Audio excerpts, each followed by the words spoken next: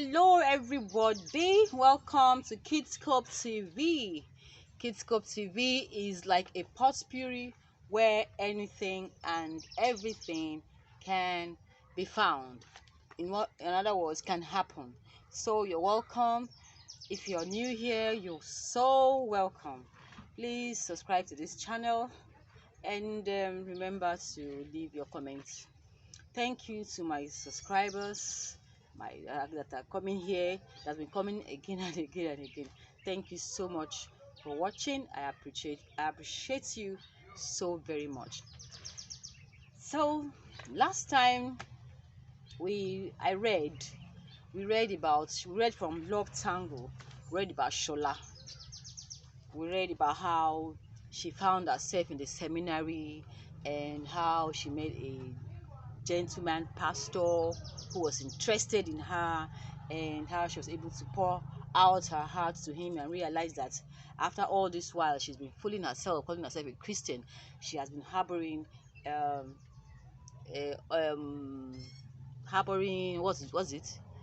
unbelief. She has been harboring hatred towards certain people in her past, even though she wants to become a woman of God. And then she realized that and had a good cry, and go and read about it, or you go back to the video and watch it.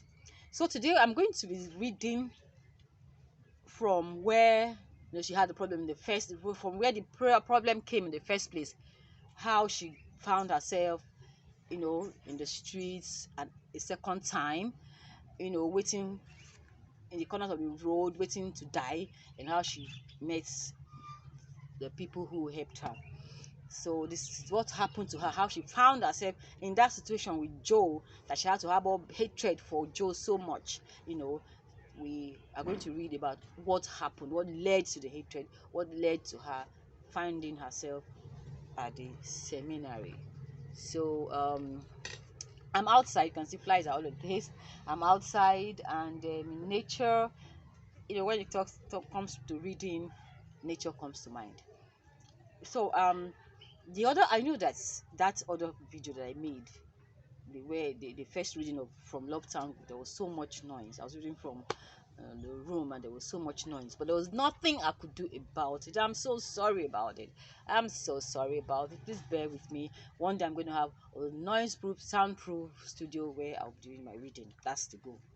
So I'm going to read about how Shola got herself in that mess in the first place, what led to all the problem. So she had a problem with her friend, and she came to see Joe, and he was also a friend, to give her a place to stay until she can get a place of her own. And that was how she came to Joe in the first place. But Joe did her really, really, really, really bad.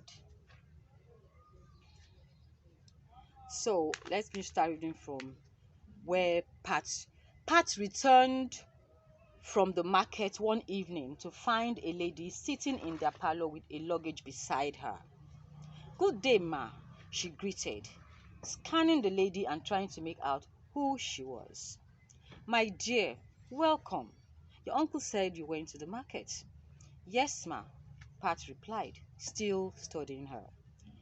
The lady, who was in her early 20s, wore a tight purple trouser and a pair of tight purple trousers and a small black blouse that exposed her tummy. Her hair was in long braid decorated with colorful beads. On her left wrist were about a dozen tiny bangles, and she wore silver loop earrings to match. She wore a pair of black high-heel shoes. Her face was heavily made up with bright red lipstick and purple eyeshadow.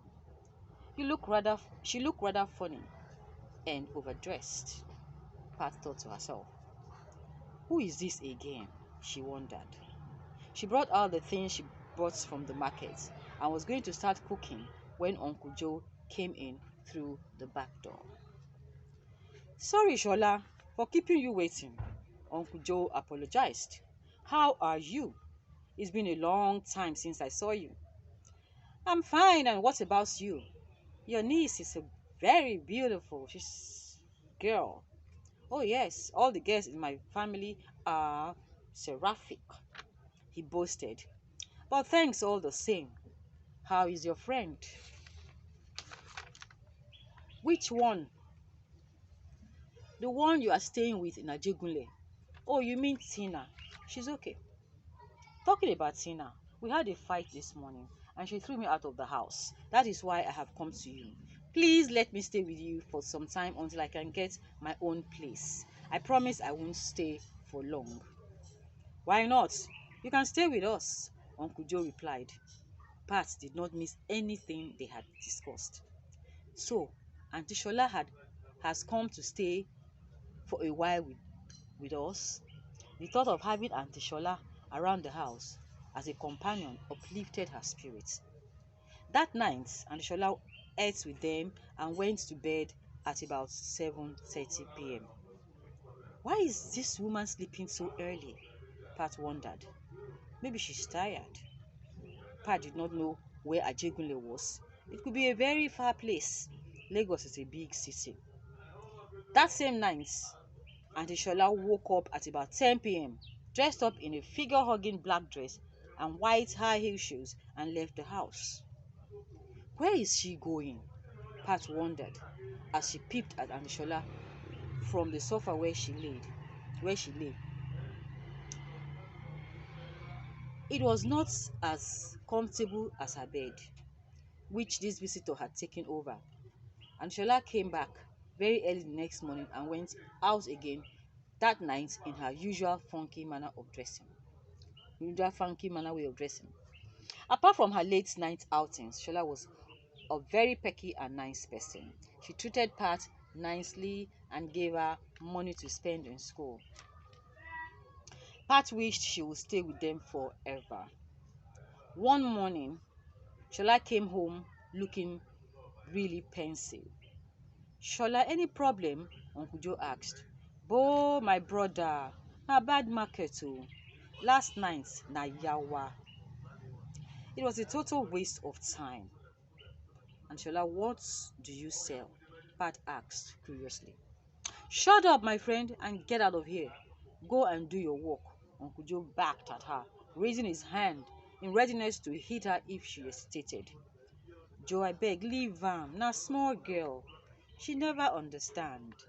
This my niece, na small girl. You never sabi something. She fit sell you for this Lagos. She wise past tortoise as her eyes be like crocodile eyes so. Pat quietly left the room and went into the kitchen. What is wrong with my question now? She pondered. And Shola stayed with them and went out every night for about 3 weeks before tragedy struck. It was on a Saturday, and Shola came back in the morning as usual. But she met Uncle Joe in the company of 2 other men whom Pat hadn't seen before. They looked like soldiers living outside the barracks. Pat did not like their appearance, as they looked rough and unkempt. They drank heavily and smoked too much. Pat felt there was something insidious about them. Auntie Shola came in. When Auntie Shola came in, Pat was surprised to find that she knew the men. They offered her cigarettes, which she accepted, and they ordered for more drinks. The situation looked as if it had been carefully planned by the men. Shola drank and smoked with them, suspecting nothing. And Shola was smoking and making circles in the air as she puffed out the cigarette smoke in a way that the smoke was also trickling out of her nostrils as well. She obviously was enjoying every drag she took. Pat, please go and buy us more drinks, the tallest of the men, whom Pat later knew as Ben, ordered. Yes, sir, Pat said as she took the money handed over to her. At that time, Shola was in a corner of the room, talking to Uncle Ade, the shortest of the 3 men. Their backs turned to Uncle Ben. Pat thought she saw Ben drop some white substance into Aunt Shola's drink, but she could not make out what it was. She took the money and ran off to buy the drinks. When she returned, Auntie Shola and Uncle Ade were both in the parlor. This time, they were dancing to the music coming from Uncle Joe's radio cassette player.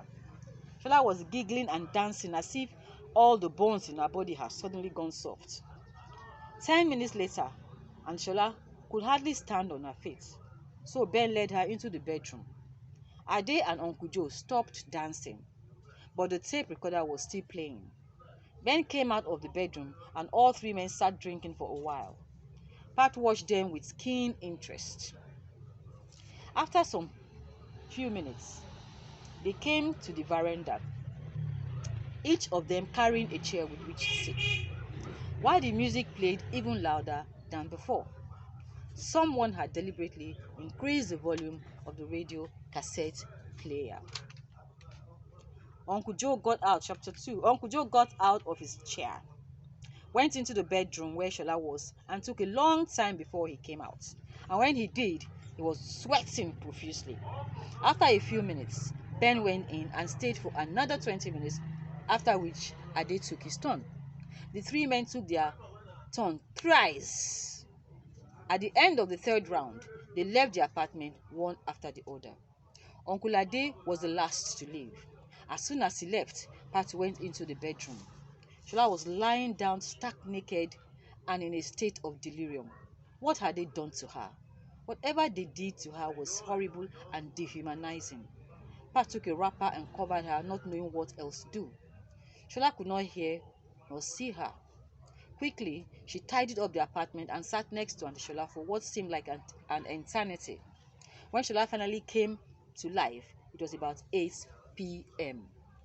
She opened her eyes and looked around with bewilderment.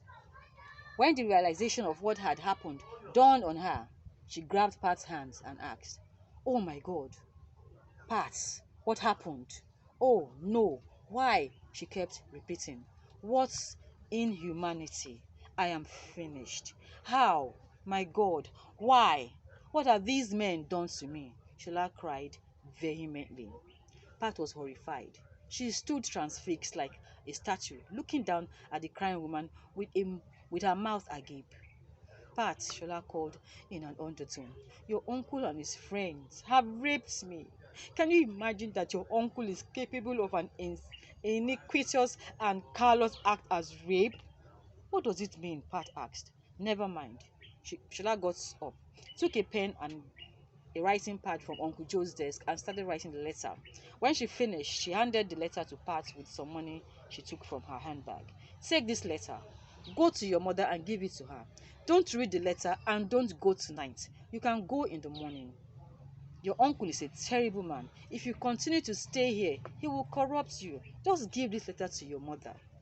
That night, Anshola took all her belongings and left, and Pat never saw her again. But the incident remained evergreen in her memory.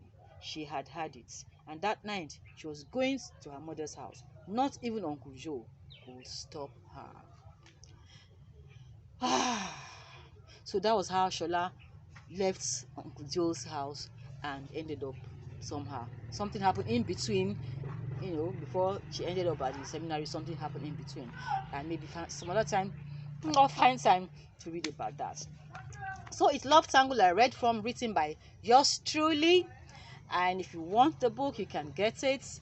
I have it in a new edition, revised edition, sort of. So if you want it, you can get it. But I'm so like I told you, I'm an inspired writer.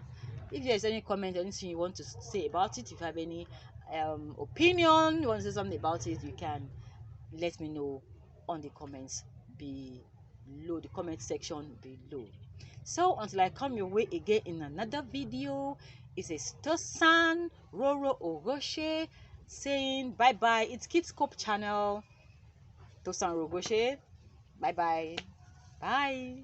Thank you guys for watching. Thank you guys for liking. Thank you guys for subscribing.